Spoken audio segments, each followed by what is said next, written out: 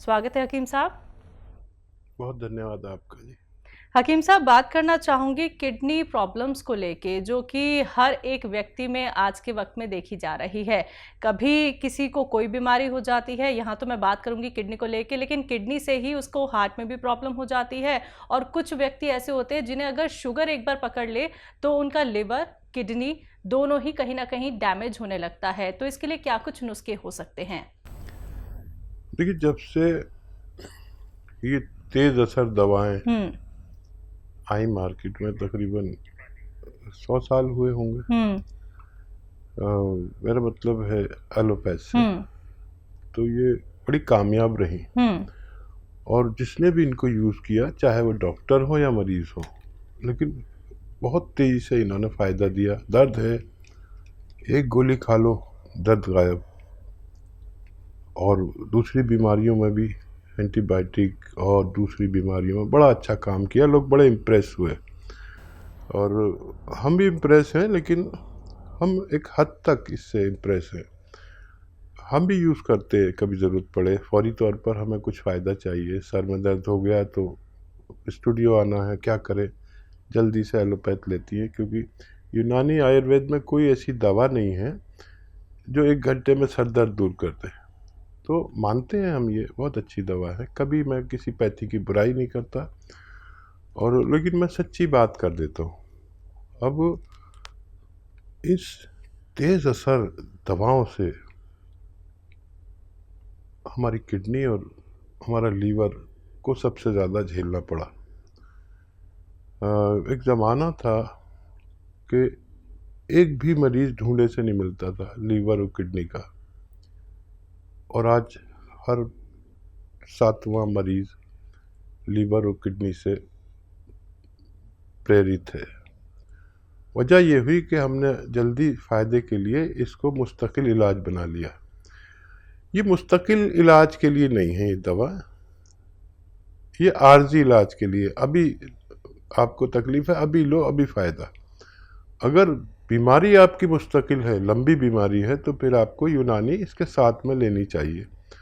और यूनानी में कई चीज़ें ऐसी भी हैं जो इसके साइड इफ़ेक्ट को थाम लेती है, रोक लेती है, किडनी की, लीवर की और मेन पार्ट्स ऑफ बॉडी की हिफाजत करती है। मैं अक्सर कहता हूँ कि एक नुस्खा ऐसा भी है, जिन लोगों को हमेशा दवा खानी है, देखिए जिसको ब्लड प्रेशर हो गया उसको हमेशा दवा खानी है, जिसको डायबिटीज़ हो गई उसे ज़िंदगी भर दवाई खानी है। अगर ऐसा है, या दिल का कोई मर्ज़ है उसमें हमेशा दवा खानी है, तो एक अच्छा नुस्खा है, घर का नुस्खा है। ये अलसी और धनिया लीजिए, हम वज़न लीजिए, यानी बराबर बराबर वज़न में 100-100 ग्राम जैसे लिया आपने, पाउडर बना लीजिए। और जब इसे खाना हो तो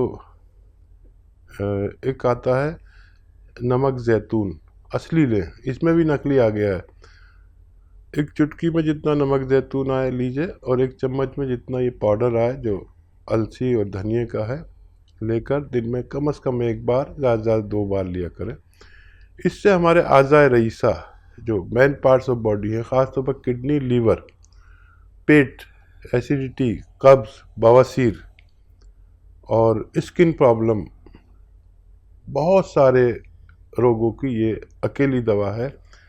ये ज़रूर खा लिया करें आप, अगर सेहतमंद रहना चाहते हैं। छत्तीसगढ़ से सांभवी, स्वागत है आपका।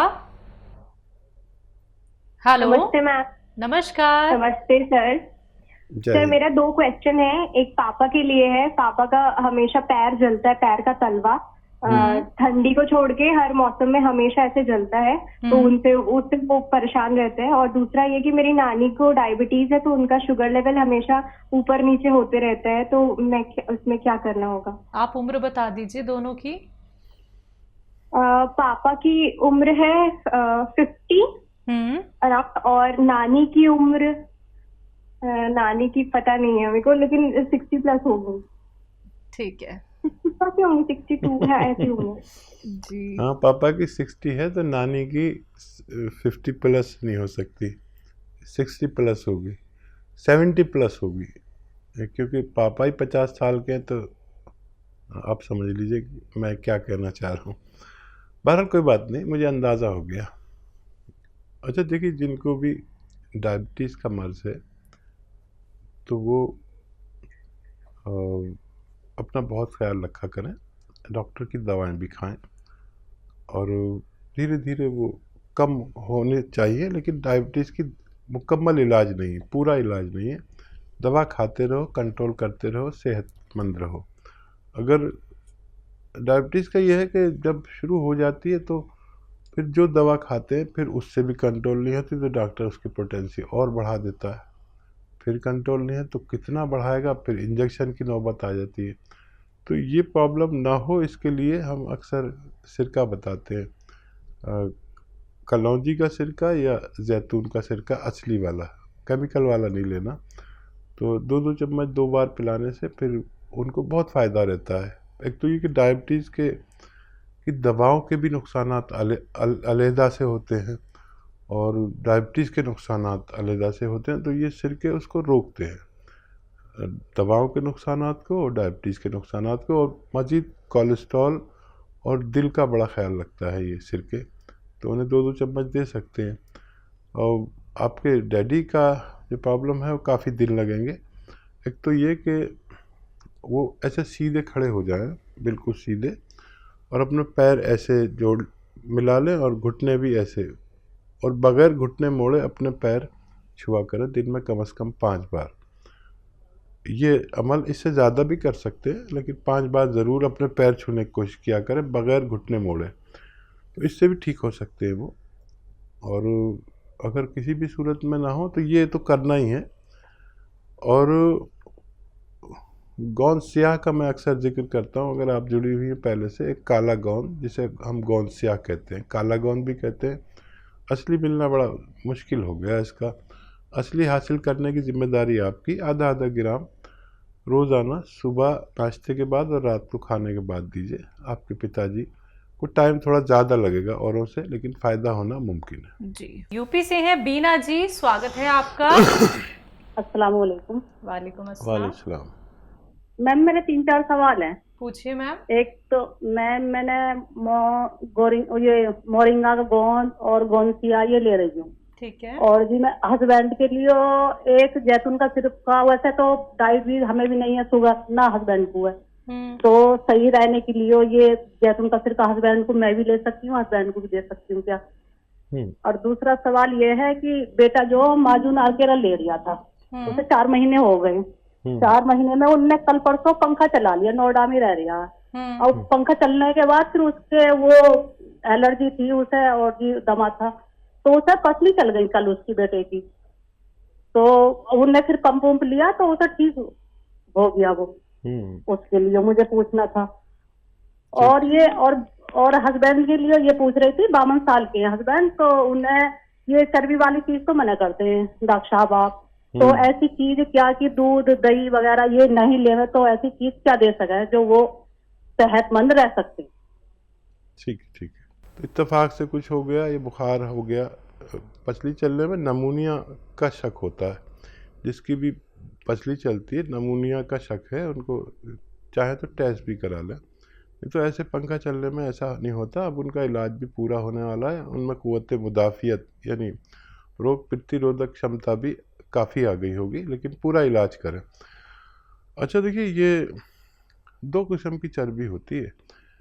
एक तो जिस्म में चर्बी नज़र आती है, एक खून में चर्बी होती है। तो खून में चर्बी के लिए अगर वो जैतून का सिरका ले रहे हैं वो या आप, तो फिर आप तेल वेल भी इस्तेमाल कर सकते हैं, गोश्त भी खा सकते हैं, ऑयली चीज़ भी खा सकते हैं, कम से कम खाएं।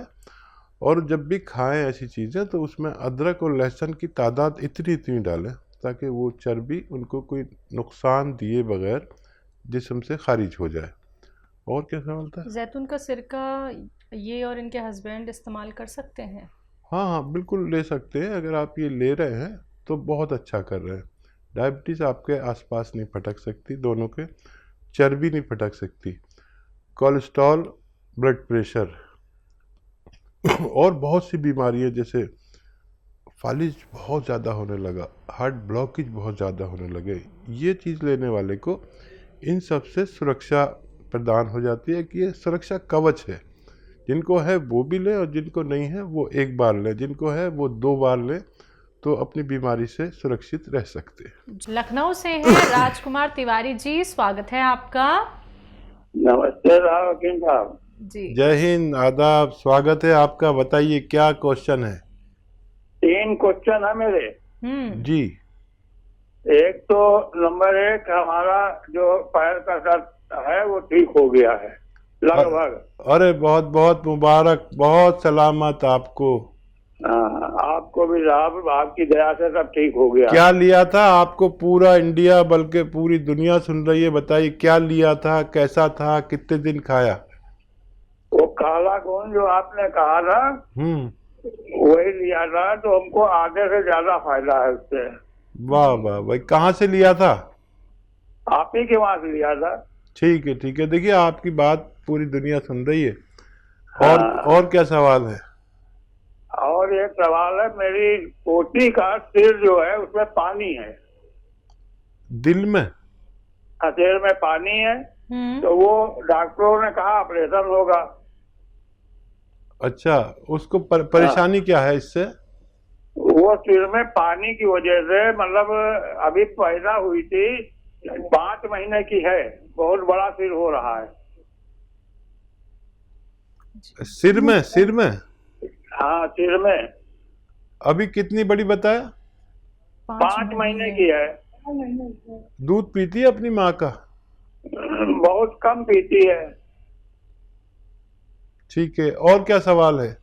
और हमारी वाइफ के पेट में गिल्टियां हैं। ठीक है। तो पानी बढ़ गया था, तो पानी बढ़ने की वजह से पानी तो निकलवा दिया था पेट से, लेकिन अब गिल्टियां पड़ी हैं। लोगों ने बताया टीवी है, लेकिन टीवी भी नहीं थी उनके। तो अब ये पोजीशन है। ठीक है। हाँ देखिए, बड़ा वो मामला कर दिया आपने मेरा। देखिए, ये बच्ची अगर अपनी माँ का दूध पीती है तो मैं रिस्क ले सकता हूँ। वैसे डॉक्टरों की बात भी आप मानें, उनका भी जो चाहे इलाज करें और उनके संपर्क में रहें, उनका मशवरा मानें।